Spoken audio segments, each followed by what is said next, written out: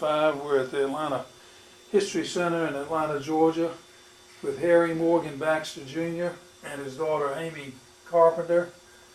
Harry was born in Vinegar Bend, Alabama, October the 27th, 1922, and was on the Intrepid aircraft carrier in the Pacific in World War II, and also the Bunker Hill. And also the Bunker Hill. And Harry's going to talk to us about what it was to grow up in Vinegar Bend, Alabama during the Depression, where he was at the start of World War II, and how he got into the service, and what it was like to serve over in the Pacific for those years. Harry's been a long-standing patient and friend of mine for probably close to 30 years. And Harry, we just appreciate you being with us so much. We can't begin to express that to you adequately. Go ahead. Thank you, David. I was born in Vinegar Bend, and my father and his brothers were in the sawmill business, so we moved around quite frequently all over the Southeast. And by the time I got to high school, which everybody had to work for a living in those days, and I was no exception. I worked in a drugstore as a drugstore cowboy, and then later I went to work for a grocery store also. So I had 2 jobs while going to high school. And then the war came along, and I joined the Navy. I don't know, at that time, I don't know whether I would have gone to college or not, because that was something we didn't even discuss in those days, because college was expensive. Anyhow, I joined the Navy and went to Great Lakes, Illinois. Harry, do you remember where you were on Pearl Harbor Day? Yes, I do.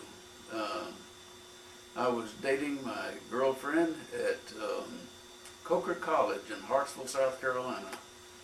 And she was a freshman at Coker. And as I said, I wasn't even in school at the time. So as soon as I found out about the war, and I took her back to the dormitory, and I went home. And the next thing I knew, I was in the Navy. So, but this was in a few months later. I would join the Navy in August of '42, and after about 6 weeks of boot training in Great Lakes, I went to Chicago Navy Pier and went to Aviation Machinist School, which is an airplane mechanic. We studied, actually we worked on old fabric covered biplanes, and that's what they had for us to work on, so that's what we did. And which may seem strange, because we didn't use those planes anymore after that. After graduating from that, I was assigned to Torpedo Squadron 8, which had been reformed, and went to Chincoteague, Virginia. And that's where the squadron got together, and after several months it was completed. And we went through a whole lot of training, just getting used to one another and getting used to the planes we were flying, which was a torpedo bomber. And I was a gunner on the torpedo bomber. It was a 3-man plane, and we used to have fun taking off from Chincoteague, which was just one little strip, and we'd fly over the Chincoteague Island, where the wild horses were, and buzz them and scare them, which was fun to us. And shortly after that, we were assigned to the carrier Intrepid, and we went on a shakedown cruise in the Atlantic. And shortly after that, we had to go through the Panama Canal to get to the Pacific Ocean. And going through the canal, we ran aground. tore up the bow of the Intrepid and had to go into dry dock in San Francisco. So while they were in dry dock, our squadron stayed at Naval Air Station in Alameda. And we had fun there because it was around Christmas time, and on New Year's Day we were on a flight, and we had a training mission. We used oxygen, went up 20,000 feet, and the oxygen ran out, so we came back down and were totally lost. We were surrounded by mountains and snow and didn't know where we were. After that, we were just flying blind, and I had to call the pilot once or twice to tell him to pull up because we were in the treetops. And so we were really in the fog and clouds, and we flew west, and I said, well, we've been flying west long enough, we ought to be over the ocean. So I convinced him, rather than us bailing out, for him to just keep losing altitude until we could see where we were. And sure enough, we were over water and no land in sight. And of course, the ceiling was about 700 or 800 feet at the time. And so then we headed west to run into land again, which we did. And the torpedo planes have a range of about 4 hours. So we were running out of fuel and also running out of places to land. But then we found a little valley and flew in and landed at Santa Rosa, California, which was a long way from Alameda. But at least we got refueled and headed back to Alameda. And so that was a good way to spend January the 1st of, I think that was at 43. And then after that, we left on the Intrepid to head to the Pacific. We flew, our squadron took off from Alameda and flew under the Golden Gate, which we weren't supposed to do, but we did. And then went on out to sea and caught up with the Intrepid and landed and went to Pearl Harbor. And we took off from the Intrepid before we got to Pearl, and our squadron went on to Maui, and the Intrepid went into Pearl. Well, I didn't see the Intrepid anymore for a long, long time. The next ship we got on was the Bunker Hill,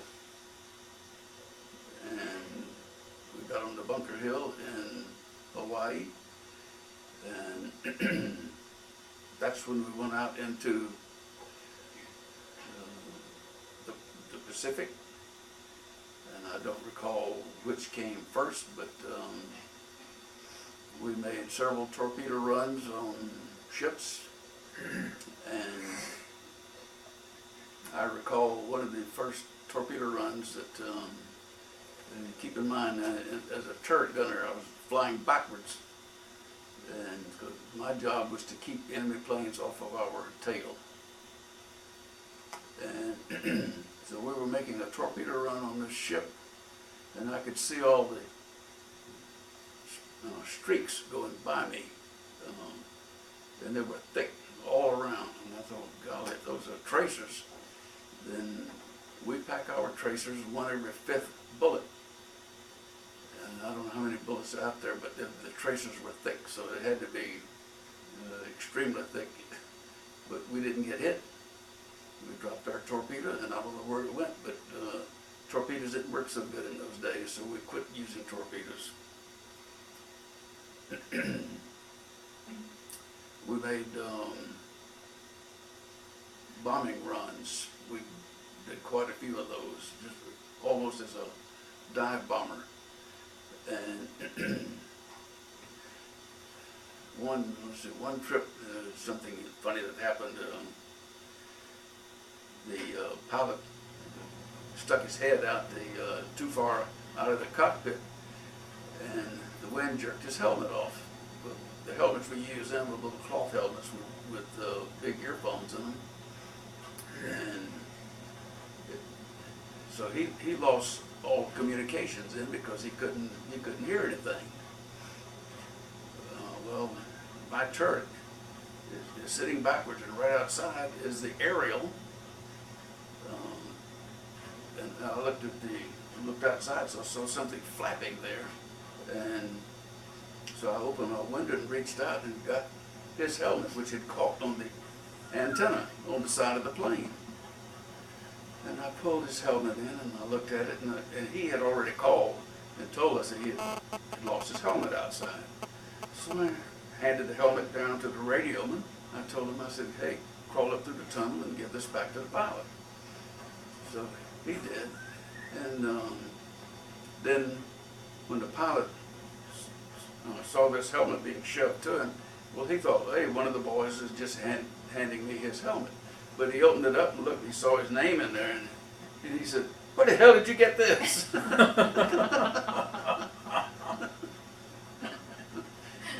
Anyhow, something like that was always happening. He's lucky his head wasn't in it. Oh yeah, very lucky. I recall another time we were returning from a mission someplace, and we were circling the carrier, and all the planes had landed but us.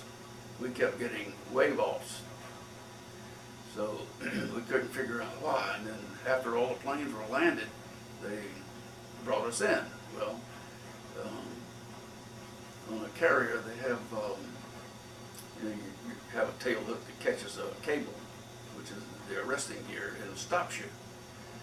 And if you don't have that, they have trip wires which will trip the plane and make it crash on the deck. Well, the problem was, which we didn't know, was our tail hook was not down and wouldn't gun down. So we landed, and they tripped the plane and made us crash up on the deck. Well, when the torpedo plane crashes on the deck, and then the nose is down on the deck and the tail is up in the air, I'm way up in the air. So they put a crane there and got me out of the turret. But anyhow, that was the extent of the crash on the deck. Harry, were you scared the first time you saw combat, or were you just too... No. I hadn't seen it. I didn't know what to expect. But anyhow, that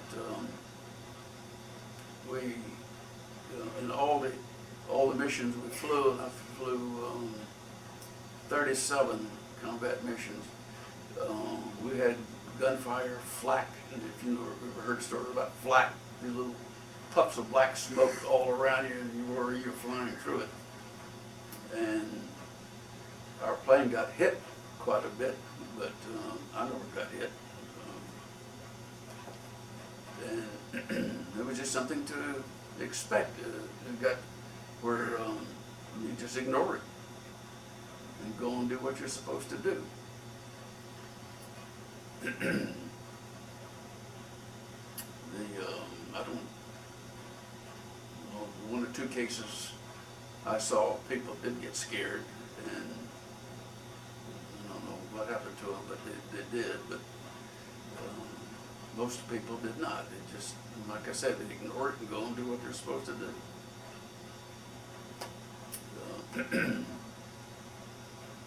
Daddy, tell about that bombing, trying to put the bomb down the smokestack of that Japanese ship. On one mission, we peeled off to bomb something. I forgot now what it was, but that was the same ship, but our bombs didn't release. So we had to pull up and go around and wait for everybody else to get out of the way. And so, okay, well, we think the bombs will release now. So I told the pilot, I said, well, hey, let's, apparently everybody's missed that ship, so let's see if we can't really do some good with these bombs. And I said, so get lined up real good, and let's make sure we hit him. I said, just see if you can't drop it right down the stack. So we did, and apparently I don't know if it went down the stack or not, but we hit something real good. And we were so intent on making sure we hit. That we were a little late in pulling up, so the concussion caught us and pushed us up. Well, that warped the wings of the plane, and, which we didn't know at the time, but anyhow, when we got back to the carrier, they decided the wings were warped so much it couldn't fix it. So they just pushed it over the side and get another one. Incidentally, that's how we got our new planes. Any plane that was don't take too much repair was just pushed over the side to make room for the new ones, because on the carrier, space was limited. So I'm sure we pushed, I've seen a lot of planes just pushed over the side. What about your R&R time on that island? The sandwiches and the beer and the... One of my friends named Buzz Burroughs? Leo, well, his name actually Leo, what is his name? Anyhow, we went to, the ship was anchored and at a little island, and we're taking on supplies, and while they're doing that, well, in the air group, we had no shipboard activities, or no shipboard duties. So we all went ashore on this little island, this little sandbar, really with just a few trees that had been shot up. And they always make sure you have a can of beer and a sandwich. And that's about the extent of it. So we got ashore, and so we drank our one can of beer, and I think we ate our sandwich and nothing else, and had the rest of the day to stay there. So Buzz decided, well, he'll try something. So several of us get together, and we walk up to the area where they had cases of beer with a tarp over the beer. And he tells him that he's Lieutenant so-and-so from some ship out in the harbor, and he'd like to get a few cases of beer for his men. And he wasn't a lieutenant. No, he was a gunner like I am. So they said, well, do you have authorization? He said, well, no, because we were just there in swim trunks and t-shirts. You couldn't tell an admiral from a buck private or whatever, or a sailor. So he was very convincing, and he convinced the guys to let him have, I think we got 4 cases of beer and a whole sack full of sandwiches. And off we went to sit on the beach, and, which we did, and then we enjoyed the beer, and in fact enjoyed it a little much, so we were late catching the last tender back to the carrier, but we did get back. And somehow or another, the next morning, when we were going up to the ready room, our skipper was coming out of the ready room, and I don't know how he got the information, but we were coming up to the ready room, and he looks at Buzz and he says, "Good morning, Lieutenant." And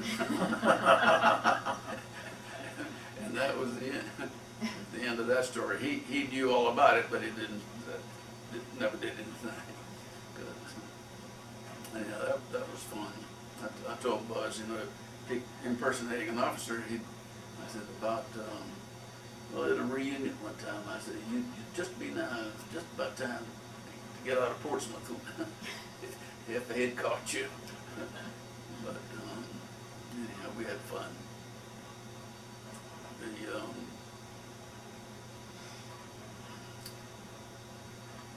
When after so long a time in the Pacific, all of a sudden I got orders to pack my bag and get off the ship.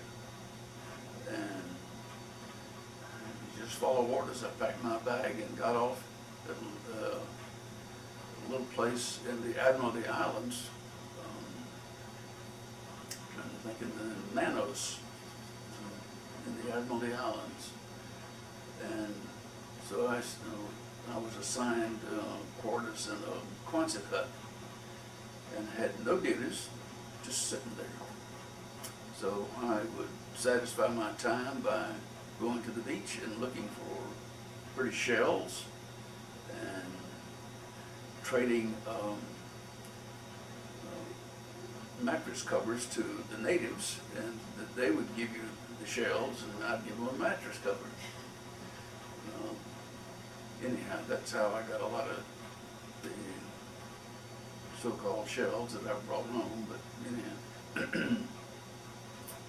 Then I had to have something to do, so I went to the chief's quarters and would drink beer in the afternoon with them until I couldn't stand it in the morning and go back and go to sleep. And the next day do the same thing all over again. Well, that didn't last long, and finally somebody decided, okay, well, we'll send you home. So I went back to, through 2 or 3 ships, finally got back to Seattle and rode the train from Seattle to across to Cincinnati, and from Cincinnati back down to Charleston. And I had a short visit at home, and then I went to Miami. And they wanted me to take a group of sailors through school there, and I turned that down. And I think I'm going to try something else, and got them to transfer me to Banana River, Florida, and I became a plane captain on a twin-engine flying boat, an old PBM, and that was fun. Some of my friends were from Torpedo Squadron 8 were there also, and they were at a little place there at Banana River, and they were playing around with remote control airplanes. These were radio, and they were playing. They were playing with toy planes because they had wingspans about 8 feet, and they wouldn't carry anything, but just equipment. But that's what they were playing with, and this was the forerunner of Cape Canaveral. So that's what they were playing with, remote control. But I left there and went back to the Pacific and flying the old PBMs all the way to Tinian. And while we were on the island of Tinian, and the reason I went back to, I was still young, had no wife, no children, no obligations to anybody, so I didn't have many points to get out of the war or to get out of the Navy. So while I was on Tinian, though, one day somebody came to the flight line and told me the skipper wanted to see me, and the skipper said, "You've got enough points to go home." I said, "Thank you," and I handed him my sack of tools and told him he could go fix a plane then, and I went home. So they sent me back to Charleston, and I was discharged. And then after that, I worked for a couple of months because I was discharged in January of '46. And after working a couple of months, painting numbers on truck doors, I went to school. And so I went through college in 3 years. But I had already met my wife on the beach there at Georgetown, and so by the time I got to be a senior in college, we got married, and then I finished my senior year and went to graduate school. And by that time, Exxon called me and said they had a place for me, and so then I started working for Exxon. And that was in 19 1940, 48 or 1949. No, it had to be 49. And worked for them for, Worked with them for 37 years. And I kept thinking in the 40s, everything I did that amounted to anything happened in the 40s. I finished high school, finished college, 3.5 years in the Navy, and went to work for Exxon, all in the 40s. Where'd you go to college? South Carolina, University of South Carolina. You almost got a Purple Heart, you were telling me earlier, over in the Pacific. Tell us about that.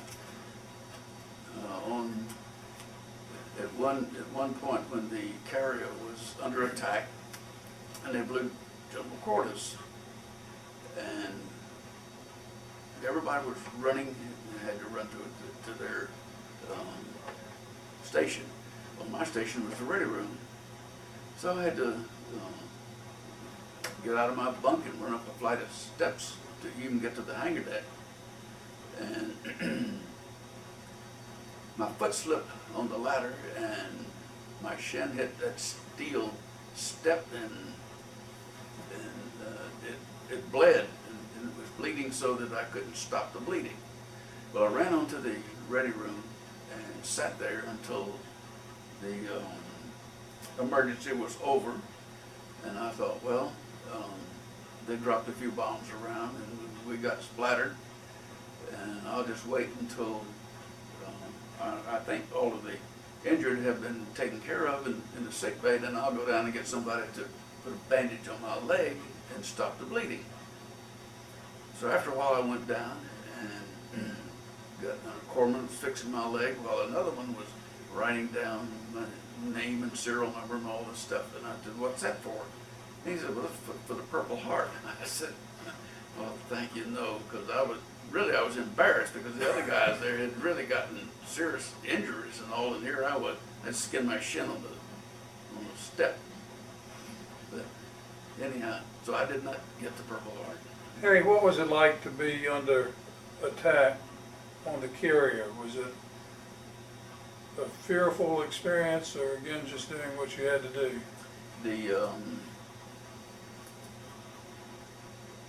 When I wasn't flying, I had, as I said, I had no shipboard responsibilities. So, and our ready room was right under the flight deck. The flight deck is wood on all the carriers, and so on the side of the flight deck is a little walkway called a catwalk, and I could come out to the catwalk and walk up and down there and watch everything that's going on, which I did all the time. You watch dog fights going on overhead, and watch Jap bombers coming in trying to bomb the carrier, and torpedo planes. One time I decided bold to get up on the deck, and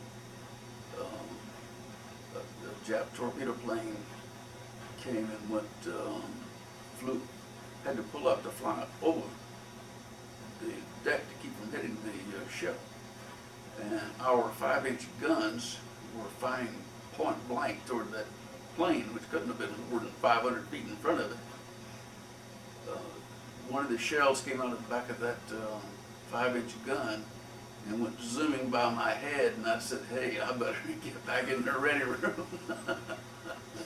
So, but you know, the shell casing on a 5-inch gun is about that big around, and maybe that long, and that thing went, whew, enough of that. So I went back to the ready room. And another time we were under attack, and I ran into the ready room and sat down, and as I just as a bomb went off right outside the door.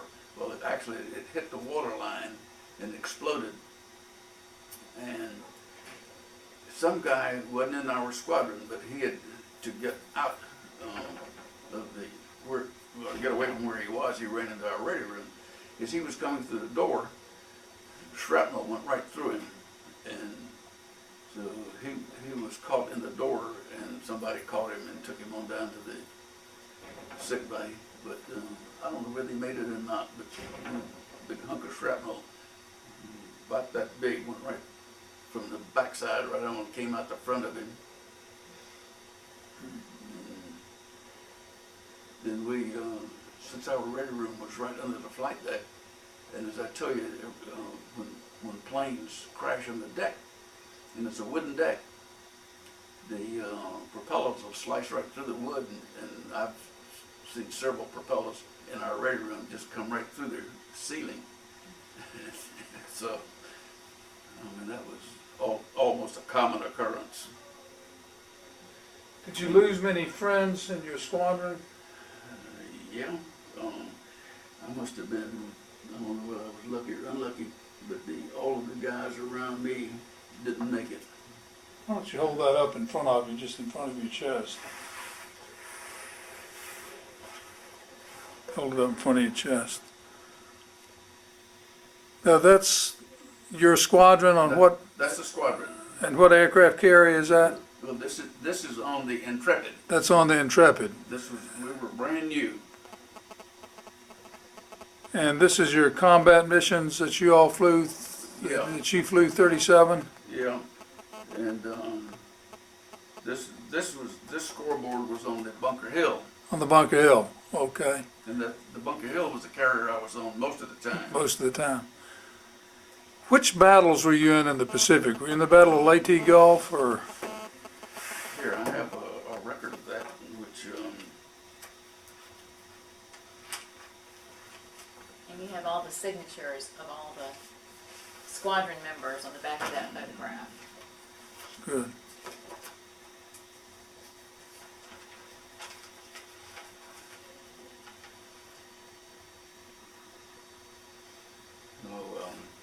this You don't even remember?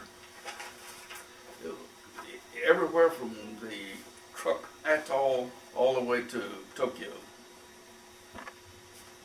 and The Marianas. You were involved in the turkey shoots? yeah. I was trying to find one.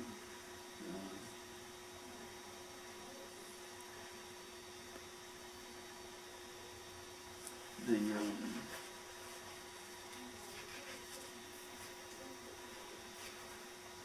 citations here.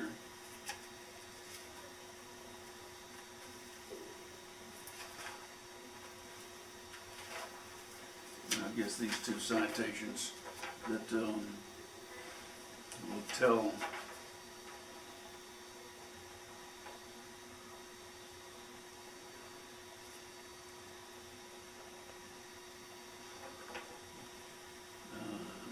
during operations against enemy Japanese forces in the Marianas Islands.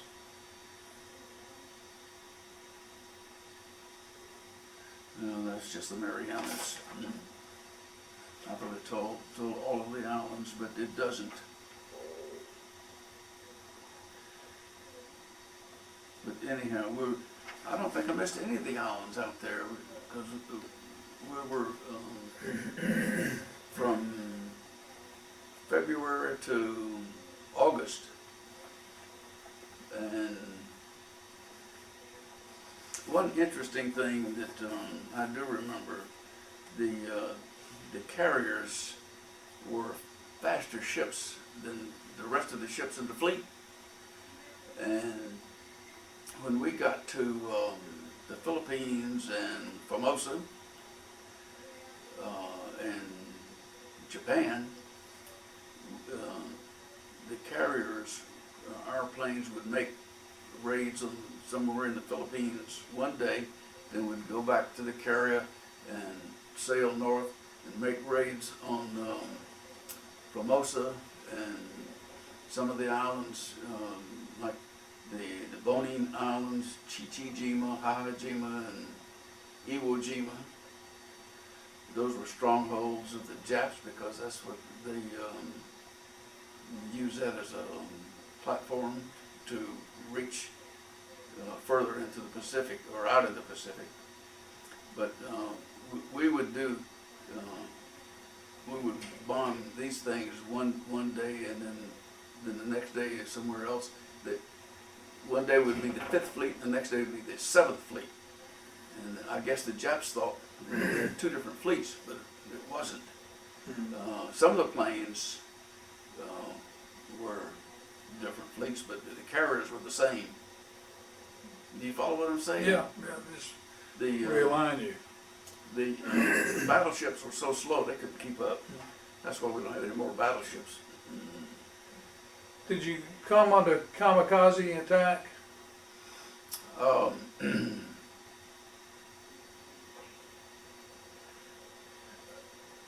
It's hard to say because when the plane's coming down and you knock it out of the air, you don't know whether he had. No. Incidentally, kamikaze just means spirit warrior. So all of them were spirit warriors. Yeah. They had orders to you fight and don't come back. So they had to fight to the death, and that's why they call them spirit warriors or kamikaze. And that's what we were up against. And there was no appeasing them or anything. We just had to kill them or else. Have you been back to the Pacific since then? I've been back as far as the Line Islands. I went to Australia and New Zealand, close to where I was, but none of the Palau or Wake or Midway. I went to Tokyo and the Philippines, but You have any recollections that went through your mind when you went back over there? Other than glad that it was over? sometimes I wish we had done a more thorough job on Japan itself. That's one recollection I had. Where were you when you heard about the atomic bomb being dropped? I was on,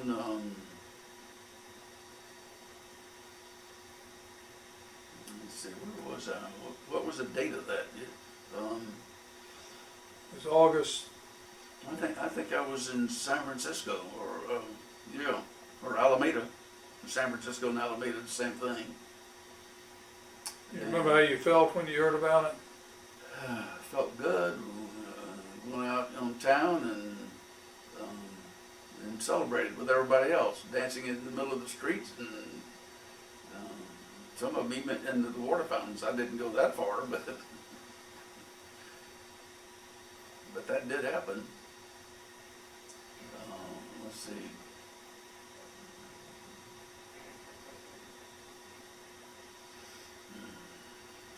I don't recall what else we did, but anyhow, the bases just unloaded practically where I was. Nobody left around. Everybody just left and went into town to celebrate. You were married to your bride for how many years? 42 years and 3 days. And how many children did you have? 2.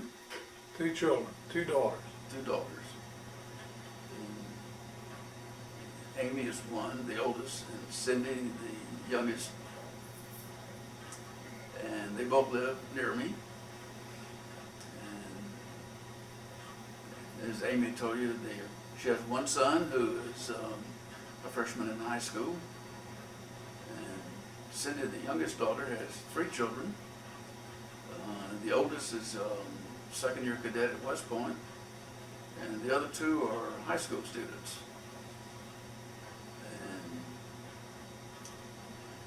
And What's your feeling about the world situation today with the war in Iraq, the Middle East, compared to what your feelings were about the war during World War II? Are they the same or are they different? my feelings about the war on terror Um, Sometimes I have to explain my feelings because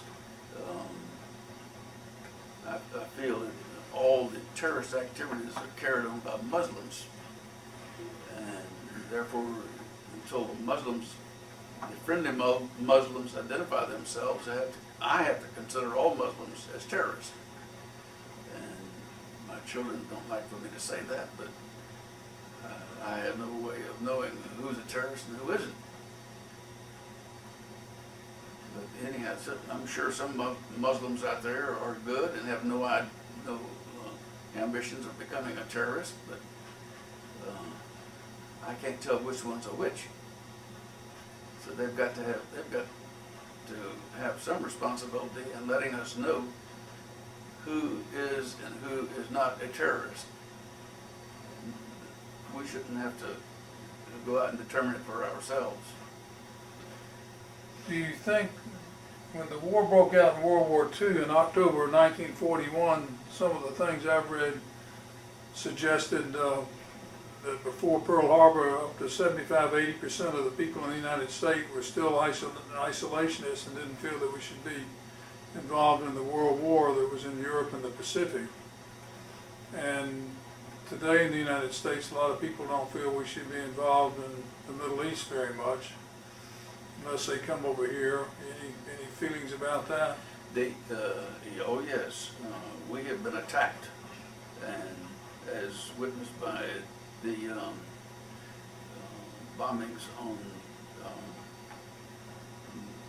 they would steal our planes and fly them into the Pentagon and the Twin Towers. I don't know what other attack anybody could. That's a hideous attack, and we've got to do something to stop that sort of stuff. And we're doing it in Iraq right now, and we may as well continue throughout that part of the world and to stop this sort of stuff. Kind of like Pearl Harbor all Yeah. over again. What lessons did you learn in World War II that you think changed your life? Respect for command, loyalty to the United States, a fierce feeling of nationalism, appreciation for having been selected to survive? You know, I don't know. We get criticized for sometimes being too cautious, overly cautious. We were criticized for interning the Japanese out in California, which in my opinion was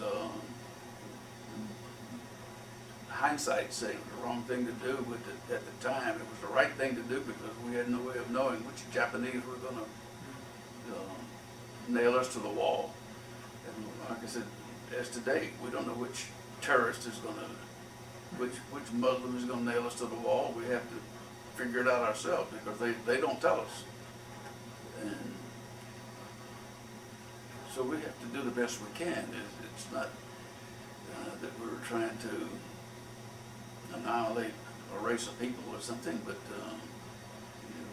when they attack us, then we have to do everything we can to stop it, put an end to it. And in most cases, it means you kill them or they kill you. You can't just bring them to the conference table because by that way they win. Well, Andy, what stories has he told you growing up that he hadn't told us today? Well, actually, only the last couple of years have we heard these stories. So we didn't hear anything growing up. He's pretty modest.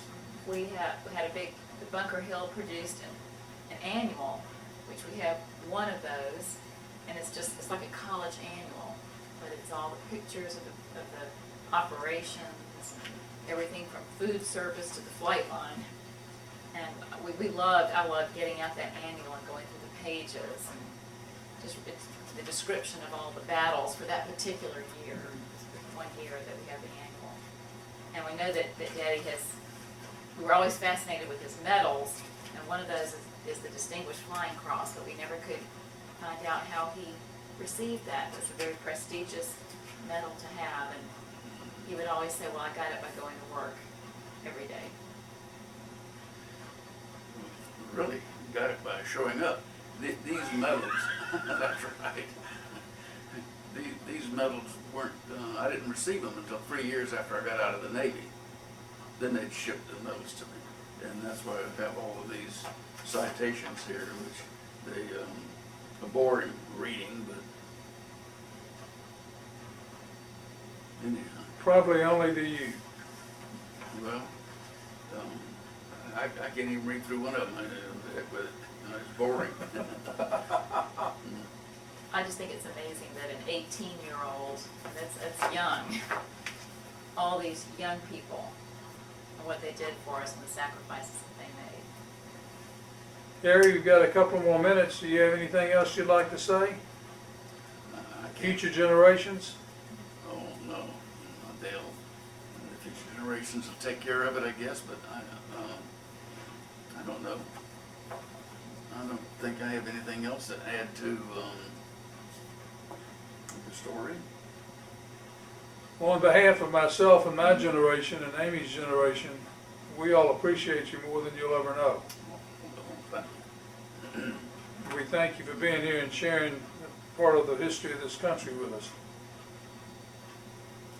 You really are a hero, you just don't know it yet. You're a slow learner.